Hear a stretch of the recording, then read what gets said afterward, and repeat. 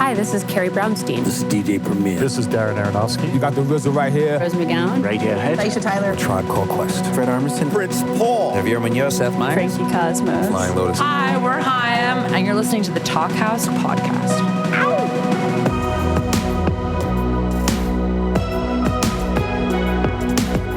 Hello and welcome to the Talkhouse Podcast. I'm Josh Modell. On this week's episode, we've put together a pair of tour mates, past and present, who are separated by decades but united by a deep respect of American music, Patterson Hood and Carl Nichols. Now, Patterson Hood has been in rock bands since he was a preteen, and he's been the co-leader of Drive-By Truckers since 1996. The band has explored the sounds and ideas of Southern rock, Hood is from Alabama, over the years with sounds and lyrics that stretch the boundaries well beyond the world of Lynyrd Skynyrd. As you'll hear in this conversation, Hood is a nuanced thinker and writer. You'll also hear that, of course, on his records, both as a solo artist and a drive-by trucker. That band actually released 2 albums last year, the Unraveling back in January, and then its companion, The New OK, in October. Here's a little taste of the title track from The New OK. I'm a big wingspan of your best laid plan. A world that ain't worth knowing in the palm of our hands. Tried putting the blame on this understanding. Carl Nichols, a.k.a. Buffalo Nichols, toured with Drive-By Truckers in the past, and he's in the midst of another tour opening for them now. Nichols, as you'll hear, has an interesting musical history of his own. He's been more of a genre jumper than his friend Patterson, playing in punk bands early on, and then in the folkish Milwaukee duo Nickel and Rose. He just released his debut as Buffalo Nichols, and it takes a turn toward what Rolling Stone called existential blues. It's just out on the venerated Fat Possum label. Here's a little bit of Lost and Lonesome from that self-titled record. You may wonder what went wrong. Why am I always all alone? Why am I always all alone?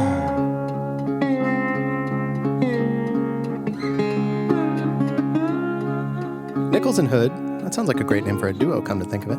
Talk here about the protests in Portland where Hood now lives, how Hood's politics drove off a certain percentage of his audience, and a mutual love of Outkast.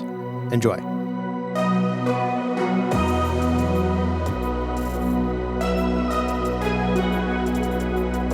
How's it going, man? Pretty good. How you been? Been good. We finally got out on the road for a couple weeks, and I'm home till about the middle of next week, and then, of course, we're going to be out. It just felt good to be finally getting to play with my band. How's it felt to get back out there? I mean, I was elated. You know, it felt incredible getting to play again, and instead of just being up here playing in this room, which got really old. But, you know, we had super, super tight protocols, which I'm sure we're going to have going into the next one, too. So, like, I would come into towns where I have dear friends and not get to see them and stuff like that. And that kind of sucked. But the crew and band, nobody wanted to be the one to fuck it up. So hopefully we'll just continue that forward until this bullshit gets better.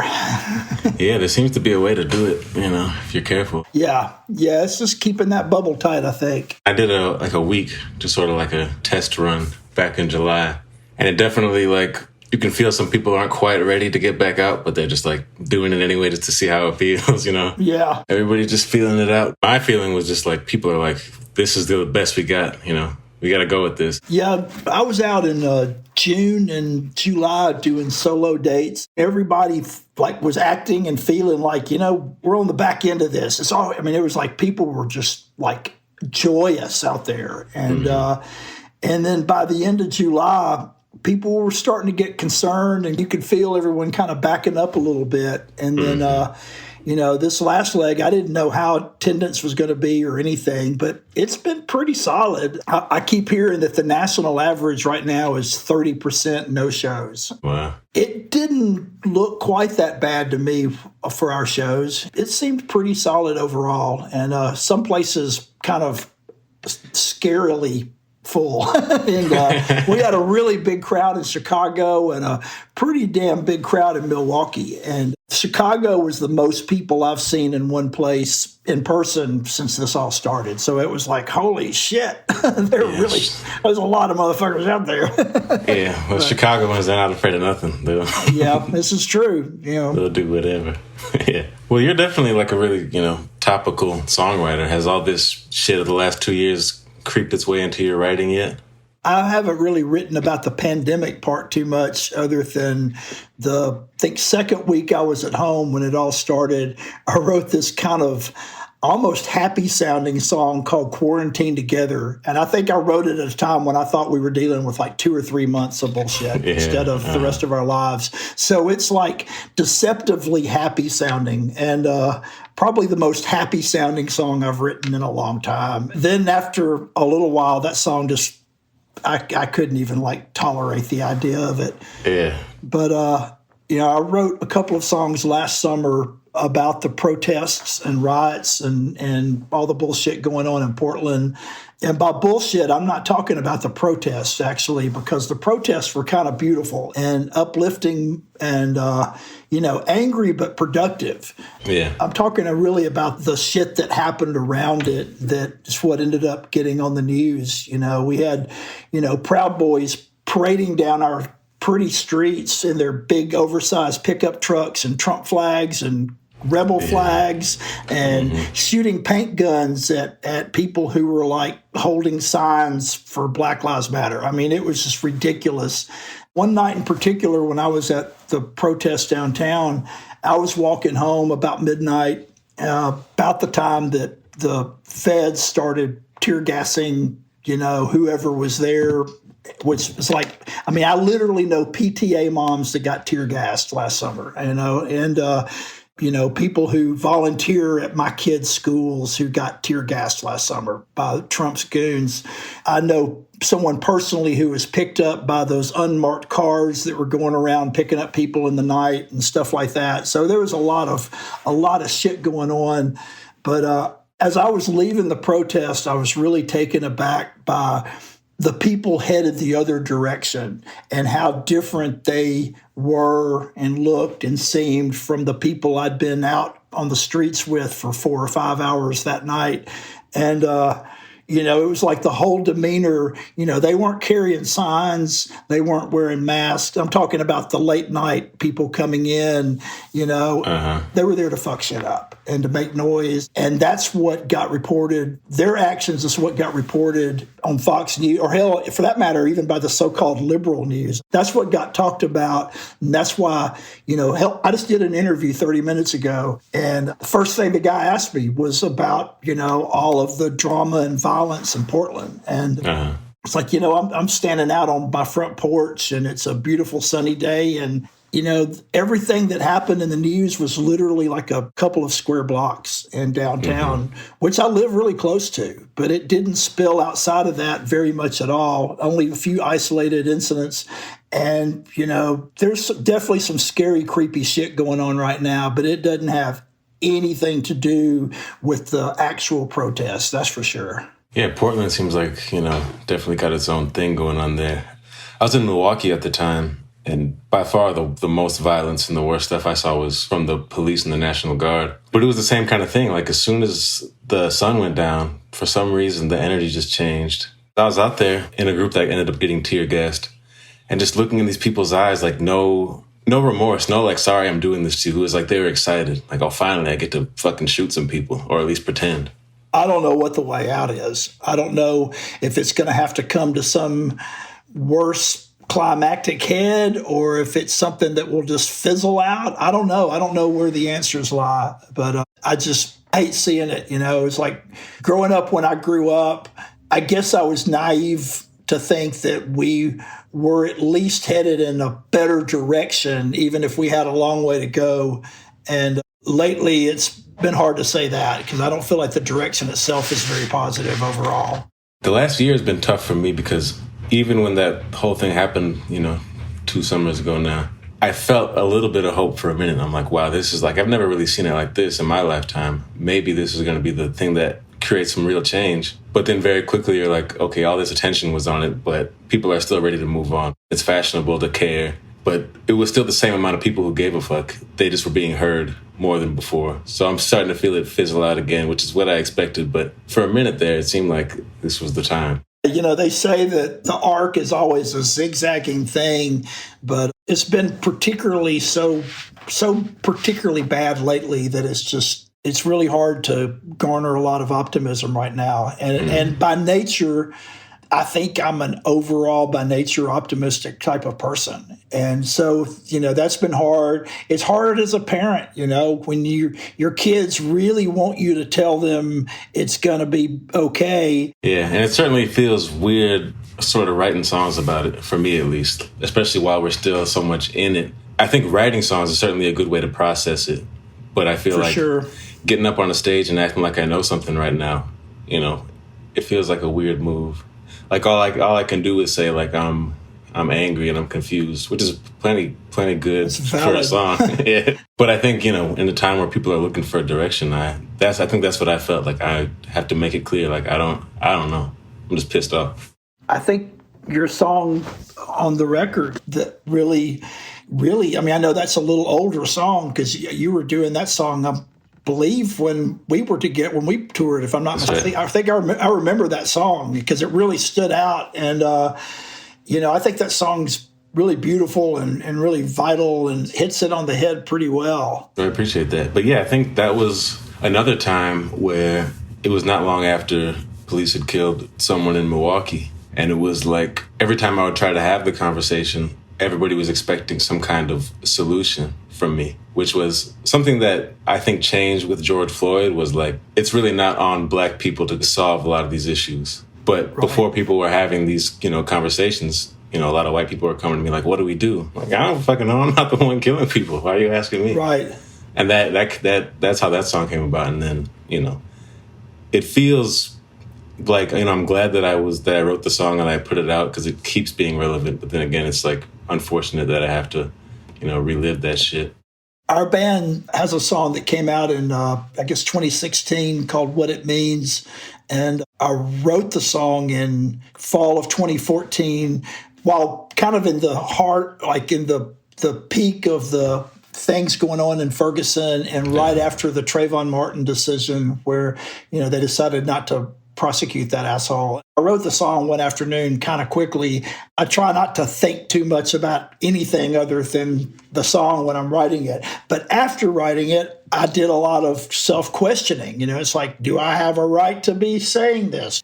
Demographically, I look and sound like part of the problem. I'm a, 50s white male with a Southern accent. No. And if you were going to cast the villain in that movie, you check all the boxes. I might have a career in acting somewhere, And I thought it was important for someone who looked and sounded like me with an audience that looks like our audience to have a song addressing that, I didn't write a rap song because I don't know how to rap. I love rap, but I would never be so disrespectful to an art form I love as to be out there being terrible at it. And and so I kind of wrote it in the format of a Tom T. Hall song. I kind of mentally was thinking, how would Tom T. Hall address this song? I'm a huge fan of Tom T. Hall, and I think he was the master at writing a story song. And for a mainstream country artist of his era, he could get political, sometimes in kind of sneaky ways, all the way back to Harper Valley PTA. It was a kind of a women's lib before they were even calling it that song. Mm-hmm. And he wrote a pro-McGovern song called Watergate Blues in 1973. That was the specific song I was kind of thinking of when I was writing What It Means, as far as how to kind of just the cadence and everything, how to kind of tell this in that format and kind of do it in the language and voice of someone that you would have heard on country radio or something. I think those songs are really important because, when I listen to some of your very political songs, there are times when I feel like, I get it, but I know that this is not for me. Like, I know that you're talking to your audience and trying to, make it make sense to them. And I feel like that's a lot more effective than these sort of with us or against us kind of songs, even though those are great on their own. But I think sometimes you have to think like, who's listening and how can I make the point to them specifically? I think the songs on American Band were definitely written towards our audience, I guess, and or what I perceived it to be. The songs on the Unraveling were often written towards my children. After American Band, we didn't necessarily plan on doing another record like that, another in-your-face kind of political, some would say polemic record. I felt like we had done that. I generally always try to follow up one record with as different a record as we could, but the shit kept happening. Trump got elected right after that record came out. Shit went from what I thought was bad to like hyper in-your-face bad, and then it kept getting worse. And my kids were coming of age enough to where they'd come home from school asking why they had a lockdown drill, And my son, who has a way of really cutting through the bullshit anyway, he was like 7 and very, very concerned about the whole babies in cages thing. And it led to a really kind of horrific and uncomfortable conversation that we had to have, and or several of them. It was almost like every time I'd have one of these conversations with my kids, I would end up writing a song that would hopefully put it better than I was able to when we were just talking. So in that regard, Unraveling was a super personal record because almost all of my songs on that record were written towards my kids, with their ear in mind. Are those conversations with your kids getting easier now that you've had to have, so many of them in the last 5 years? They're getting more complex because the kids are getting older. My oldest is 16 and whip smart, and they're both super politically engaged, although my son gets really traumatized by it sometimes and then wants to turn everything off. But then something else will happen and his curiosity will overcome his need to not talk about it. And so we'll end up talking about it anyway. I mean, being around young people, not just my kids, but, their friends, their peers, almost everyone in our crew is in their 20s. Mm-hmm. I get a lot of hope from that, even when I get really discouraged about all the things going on, is I just can't help but feel like we're going to end up moving in a better direction inevitably, just because there's so many smart, amazing younger people coming up who are really pissed off and really smart, and yourself included, and so I feel it makes me feel some grasp of hope.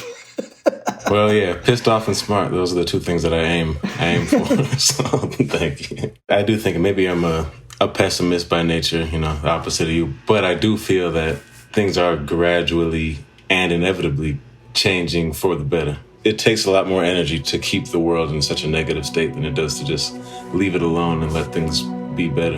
Yeah.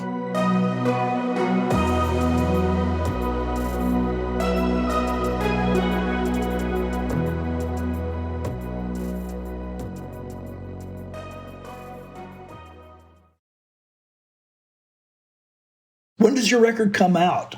I got a record October 15th coming out. Awesome. Which I was, all right. Yeah, sort of working on when we were on tour together back just before the pandemic. And it's all finished, and then we'll be on tour when I get to release it. So it's a nice little full circle moment, like picking up where I left off. That's awesome. I hope you didn't have a total nightmare getting your vinyl pressed. Well, they haven't informed me of any difficulties. It's nuts out there. Was it tough for you last time around? We got pretty lucky last time, but it's gotten tougher out there. It seems like in the last year, I don't know if there's a shortage of something or if just demand, because everyone I know that has record stores that survived are doing pretty good with them right now. So maybe demand is up. And, I think a lot of it is because there's a certain hip cachet to vinyl that all of a sudden Walmart is ordering 1 million units of Fleetwood Mac Rumors or Hotel California, and that's clogging up all the arteries for bands that are, that aren't pressing huge quantities to get their 10,000 or whatever units of their record pressed. Yeah, which is hilarious because there's enough copies of Hotel California from the 70s and 80s to fluctuate through the whole world. There's no way they could all get used up. Those are definitely those two of the records that growing up, like everybody's everybody had it in their house. You know, nobody listened to it, but everybody had it. We're trying to get our new record mastered by the beginning of November so that we could hopefully have it next summer. Right now they're saying 6 to 7 months is about the average. And of course, super indie bands that are putting out even smaller numbers are having even a harder time getting in the line. I'd be curious to know how that works, because it's been, a good 10 years now that this, vinyl has been cool again. Yeah. But it seems like the actual industry of producing it hasn't quite caught up for some reason. Yeah. But I'm definitely glad to have this, record done. Actually, when I was touring with you the first time, I didn't have any music out, period. I didn't even have a song streaming. So it's been at this point, 2 or 3 years of telling people, oh yeah, it's coming. It's at this point, they'll think I'm a liar, but this time it's really coming. It's for real now. Are you touring with just a drummer or just yourself? Or are you taking a band? Or I'm going out solo this time, taking the leap of faith, Yeah. Which is, there's a lot of different ways to try to win over a crowd.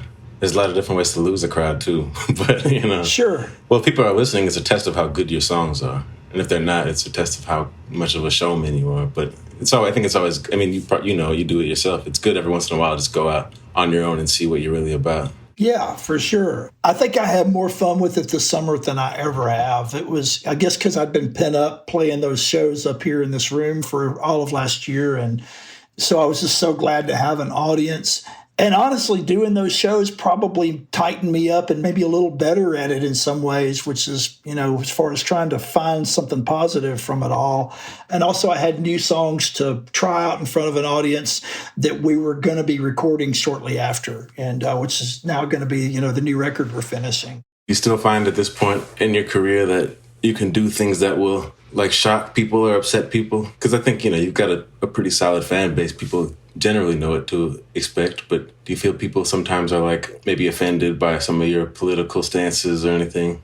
Well, we ran off a percentage of the audience in one fell swoop. Okay. And that was pretty great overall. It was a little traumatic at the moment, but pretty quickly I was pretty down with all of it. People would say, you just lost half of your fans. It's No, I don't think so. I think we lost maybe 10%, and it tended to be the 10% where all the trouble came from anyway. Anytime there was any bullshit in the crowd, it was usually one or two kind of redneck asshole guys that didn't know how to act or didn't know how to drink or didn't know how to act around, God forbid we have an actual woman in the audience, whatever. Yeah. And they would, and all of a sudden we just didn't have to throw people out anymore. Yeah. and it was better. But as far as the people who stuck with us, man, they're pretty solid. It's just like we've had hardly any pushback about asking people to have masks and be vaccinated and all of that. There's always going to be some asshole online that's going to go, you're drinking the Kool-Aid, but whatever, it's like, fuck you. Very few. And how many of those people would actually had a ticket to a show? A lot of them are bullshitting. Yeah, that brings up a pretty good point because, in my career playing Americana and bluegrass for a while, the topic always comes up of how do you make the audience more diverse? But I think that's a big part of it is getting rid of those people, the troublemakers, because that has a lasting effect on people who, are sticking their toe in the water to see if this is a scene for them. I came up in the, in a metal scene. When I was a teenager, I would go to shows and I would see Nazis showing up and stuff and skinheads and all this shit. And at the time, I was a pissed off 18, 17-year-old. It didn't bother me as much. But a lot of people will see that and then they'll just be like, this is not for me. I'm never going back. You know what I mean? Right. And even now you go to some folk music, whatever, bluegrass, country music festivals, you see Confederate flags and all this shit. It's you get rid of that stuff first and then everyone else will just feel, welcome.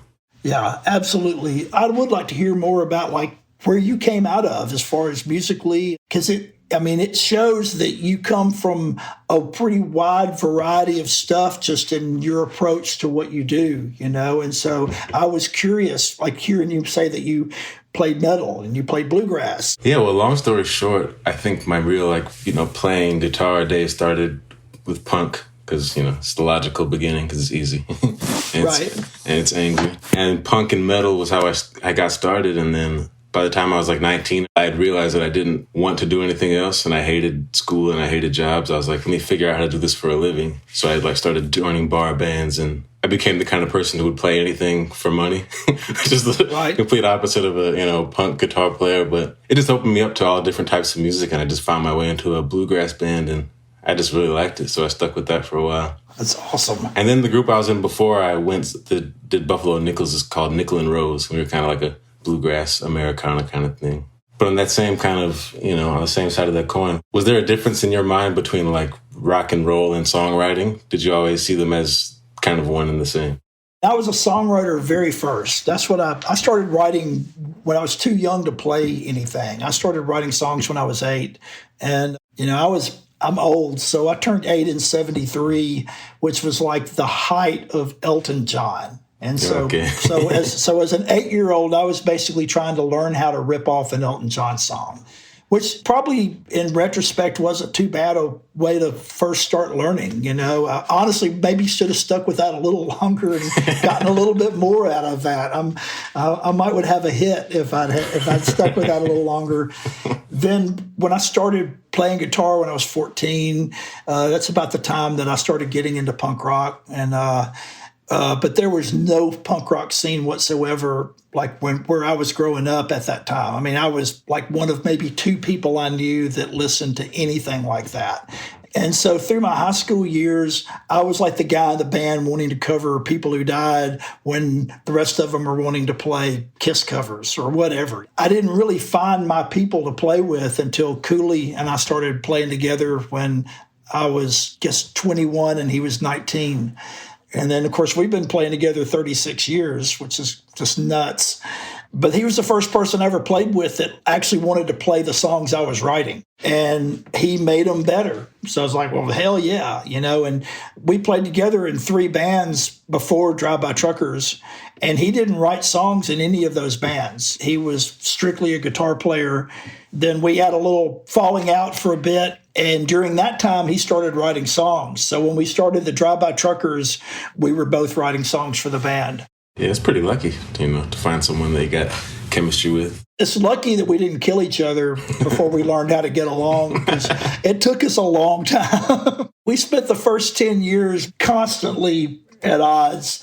And then by the time we started the Truckers, we just kind of quit fighting. We'd both kind of grown up enough to figure out that it's obviously better when we play together, so maybe we should just stop being assholes to each other. And then as we've gotten older, and particularly after we both started having kids, we've really gotten to be close in ways that I never would have imagined. We're really good friends, and he's a great partner. Where were you when you started the Truckers, or what town? I grew up in the Muscle Shoals area in North Alabama. It was a town called Florence. Cooley lived in a neighboring town called Tuscumbia, which they're all part of the same. It's basically 4 towns that should be one bigger town if they knew how to get along. But they call that the Muscle Shoals area because, especially musically, Muscle Shoals is kind of famous, for that.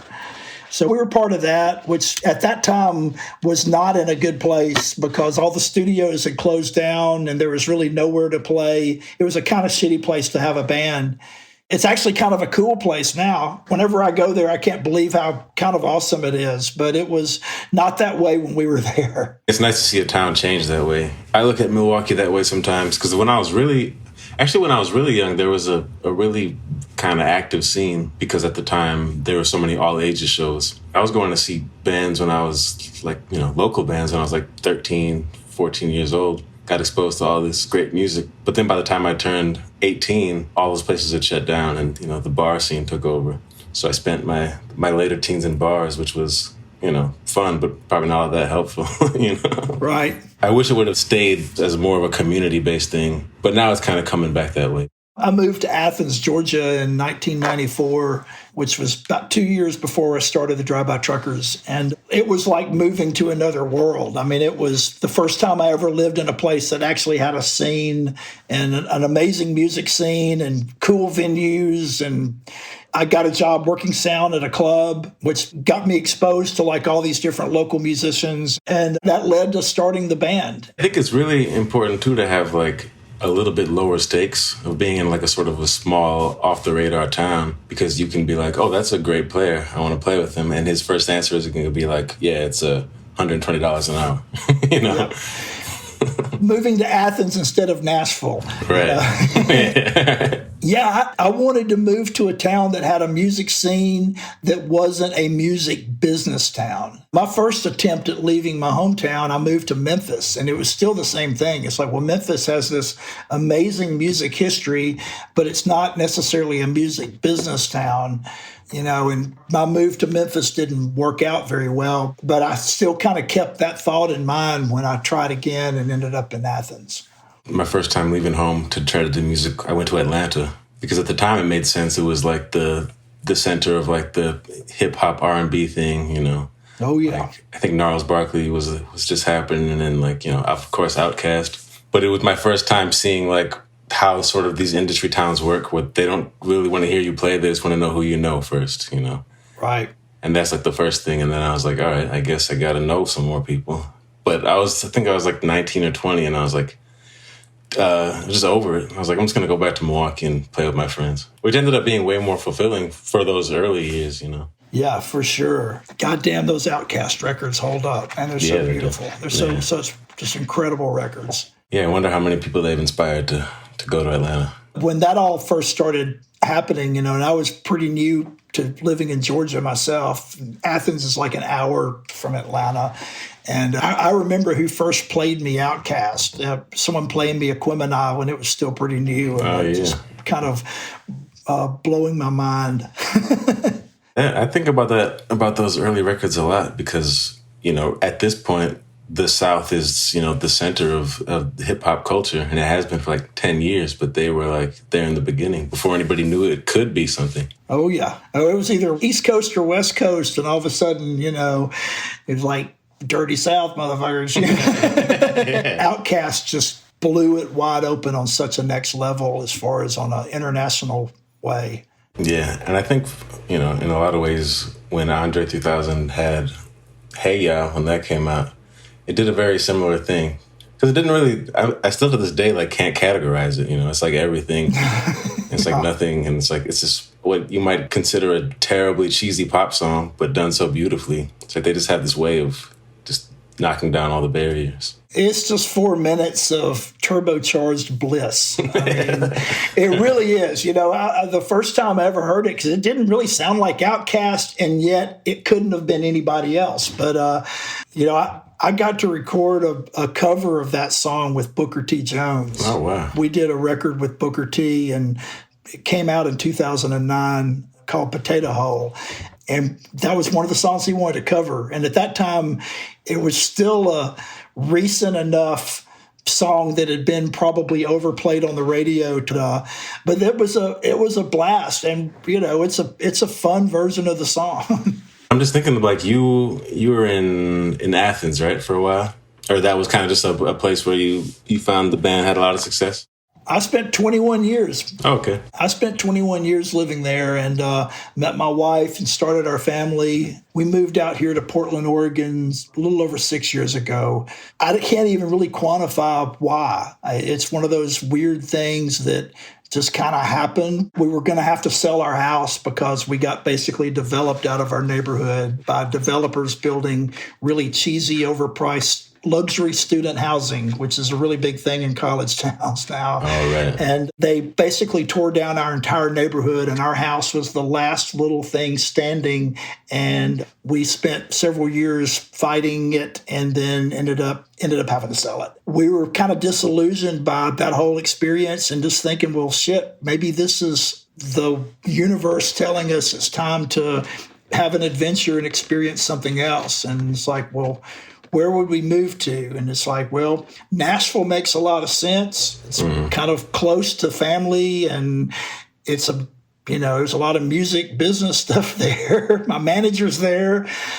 Portland was really this kind of romantic notion, and both of my wife and I both are, you know, probably to a fault wired that way. And so it just kind of came down to like, let's go where our heart says. The band was supportive, and they thought it was kind of great to have someone living on the West Coast anyway, because we were, you know, trying to grow our band out here anyway. And, I don't know if I could really recommend moving cross country with your small kids to anybody. But we've survived it so far, and I love Portland, and it's a beautiful city, and we've made a lot of friends and been treated wonderful out here, and there's a lot of great music out here. There's a really cool kind of scene that doesn't really get much attention anymore. That TV show is over, and now people think Portland's just this cesspool of violence and depravity. But it's actually a pretty sweet place to raise your kids and to make art. Well, let's hope people keep thinking that, so you can so you don't get priced out again. Yeah. That is one thing that I've seen from touring in the last few years is like, I think every city is going through this weird thing where people can't afford to, own homes, or everybody's getting just priced out of. I thought it was like a Seattle, Asheville thing, but it's like it's happening literally everywhere. When I look at Athens, and I remember the town I moved to in '94 when I was piss broke, and, my buddy and I could rent a house for $450 a month, and it had an extra bedroom, so we were able to find another roommate and make it work. It's like that does not exist. So, and all of those things are hard for maintaining a scene as far as a music scene, because musicians are usually broke, and for a very long time, at least getting started, and so it's like where can you afford to be an artist these days? I don't know. It's how's Milwaukee like that? Yeah, it's relatively, because I'm in Austin now for the last year. Right, which isn't. Definitely not. Brutal. When I was coming up, I had one roommate, and I think our house, where it was the upstairs of a duplex, was $650, and now in that same neighborhood, if you can find anything for under $1,000, you're lucky. Right. Which makes it, damn near impossible to start a band because, number one, you can't find a house that you can practice in. Number two, the neighborhoods have changed to the point where people are going to call the cops on you. And even the practice spaces, because, Milwaukee had all these empty warehouses that people kind of turned into, artist spaces, and all those places kicked out the bands. So I think now, without even noticing it, everybody's kind of switched to more practical genres, which is like folk music and electronic music, things that you don't need to, have a drummer for, pretty much. Which is like, people are still trying to, keep the scene going, but it's just not the same because everybody is trying to pay rent. I love Austin, and but it's almost like all the other places we're talking about. It's almost unrecognizable from 10 years ago, for sure. I think you can feel when the music is sort of driven, capitalistically, Right. I personally think the quality suffers when everybody's just trying to, get paid before they're trying to make art. But you can hardly blame anybody because you don't really have a choice, Right. Yeah, finding some sort of balance on all of that is, such a tough thing. I'm thankful that we got as far along as we did when you could still survive a little easier being really broke. Yeah, it definitely hasn't stopped people from being creative, that's for sure. But there is I feel like there's a bigger rift now between what's good and what's not good. There seems like people don't want to kind of experiment as much. The risks are a lot greater now. But again, it's not stopping. People who are creative they're gonna do it regardless. Man, what else? Is there anything else we hadn't covered? It's been really cool, kind of catching up a little bit. I'm really looking forward to the tour, looking forward to the shows, and again, congrats on the new record. It's so good. Can't wait to bring it home on vinyl, play it on my turntable. Oh, thank you. Yeah, I'm glad we got to talk because I'm sure the tour will be, not the most social. It will be a lot of hiding in bubbles. Maybe we can figure a way to merge the bubble a little bit and all that. Yeah. It'd be great to, have a little more interaction out there too, both off stage and who knows, on stage too. If you feel like it, maybe we can work something up together. Anytime you feel like coming out and, doing a song with us too, it could be. Yeah, I'd love to, man. Do a little bit of loud rocking too. Yeah. I'm ready for it. All right, we'll make that happen. Yeah, it's great talking to you, man. Great talking to you, and I'm really looking forward to it. Thanks for listening to the Talkhouse Podcast, and thanks to Patterson Hood and Carl Nichols for chatting. If you like what you heard, please follow Talkhouse on your favorite podcasting and social media services. This episode was produced by Melissa Kaplan, and the Talkhouse theme is composed and performed by The Range. See you next time.